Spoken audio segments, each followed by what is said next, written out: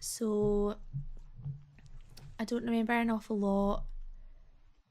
I remember when he came home, and I think he was home before I got home, and he was so tiny that he fit under the small section of the table. He ran and tried to get into his bed, and I was really excited about getting a dog because I never thought we would get a dog, but that's kind of all I remember. I remember being taken to see Dizzy, his mum, and then all the other puppies, but we had already had Buddy in the house, so it was exciting to see all of the puppies together.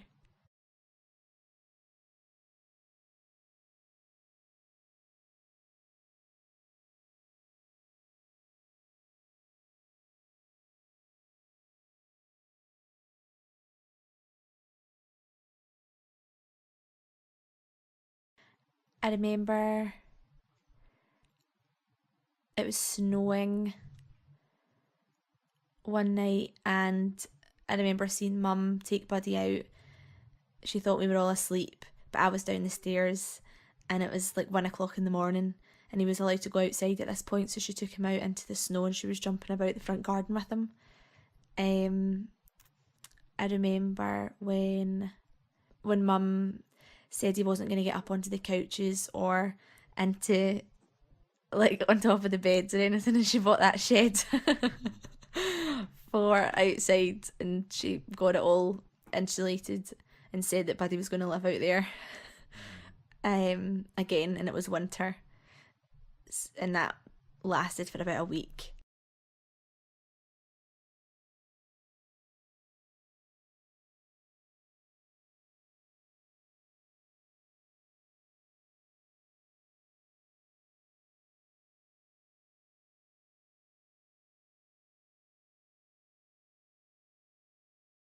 I remember, I'm sure it was his first haircut that he got his ears clipped, like, so short, and he looked like Willy Wonka.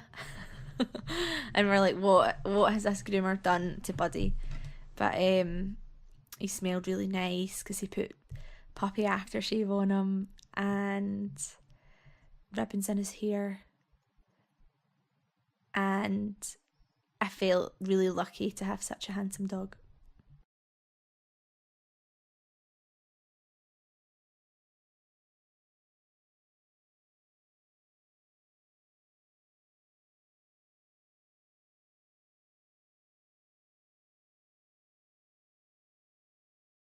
Oh my god. Actual worst night of the year. Um, the fireworks would always start before the 5th of November, and I would know because Buddy was not himself at all. He would come into my room and hide in a small space, and that's when I knew they were starting. I feel as if it was eventually my responsibility. So he wasn't that scared maybe for the first like 3-4 years of his life, and then he just all of a sudden was terrified of them. We tried everything, like everything you could possibly buy from the pet shop to help him not be scared. But then in the end, it was me. Wherever he ended up, one year it was in the kitchen, on the kitchen floor. I had to put tea towels all over him, over his head, make a den. I had to then like put my whole body over him, and then a towel over my head so that he felt really safe.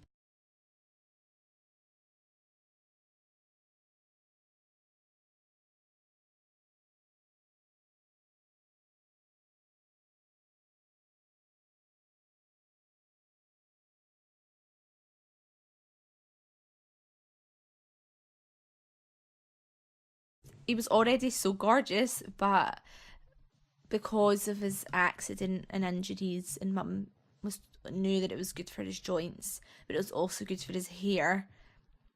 But he was stinking. Like, he would take it, and then his breath would smell like fish, and it was just not Buddy. And then he wouldn't actually take the tablet, so Mum would have to like burst it and pour it over his food, and then he wouldn't eat his food, so then she started putting it into his mouth, and he actually started to like it because he was like, it's actually fish. And I suppose cod liver oils.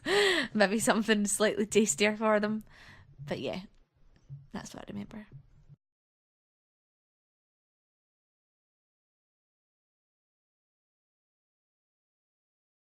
I can't. Oh yeah. So I remember I was at Grandma and Papa's, and Mum kept texting me saying, "Where are you?" or like, "What are you doing?" or "How's your day been?"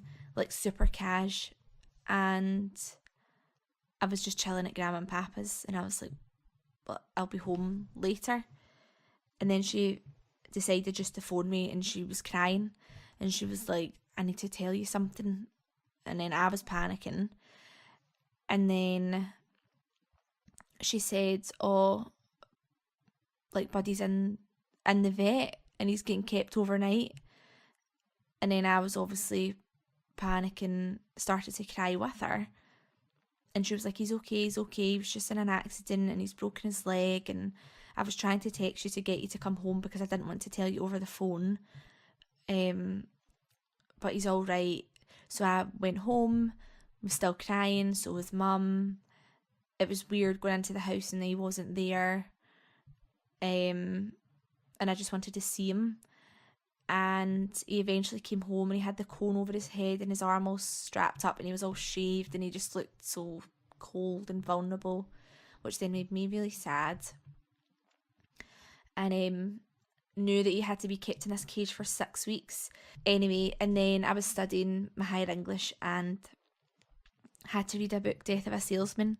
So the Buddy wasn't by himself because obviously he couldn't leave the cage. I would lie with my head half in the cage, half out of the cage, my body out of the cage, and I would sit and read Death of a Salesman to him. And that probably depressed him more. But I just wanted to make sure that he didn't feel lonely.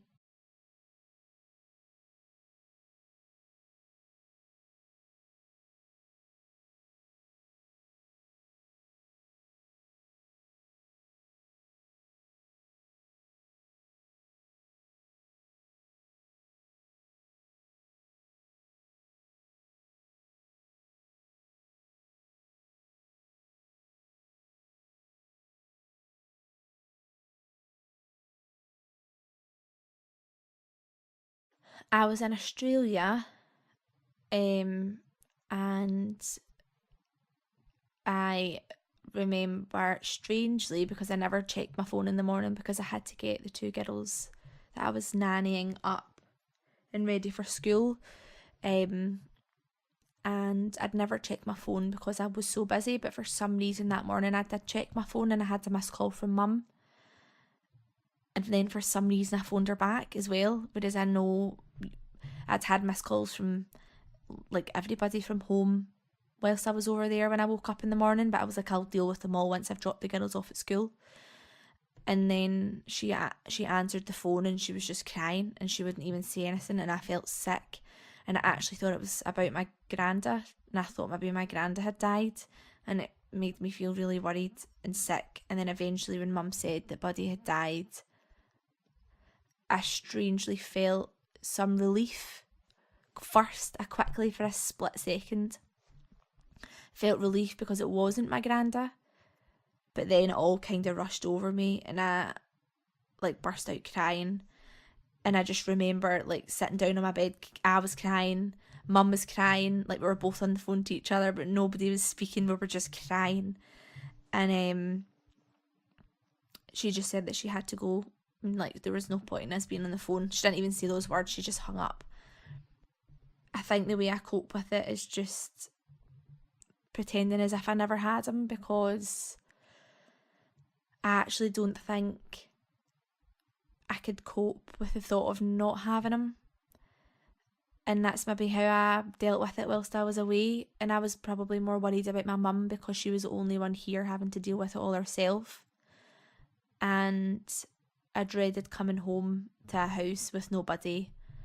And I still dread coming home to a house with nobody. And life is so much harder without Buddy.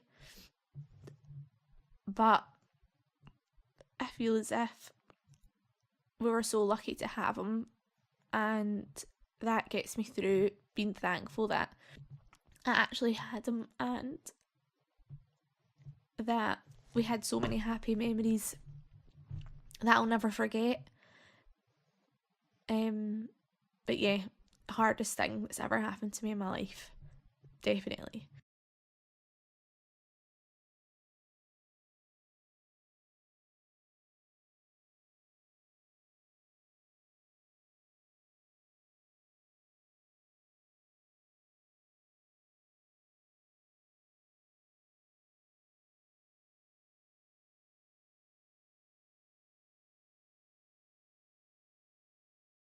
So now that he's gone, it just, the house doesn't feel like a home. He was such a positive energy, and we knew it at the time, but I don't think we realised just how much. And the person that I've become since not having him is very different to who I was the 8 years that we did have him.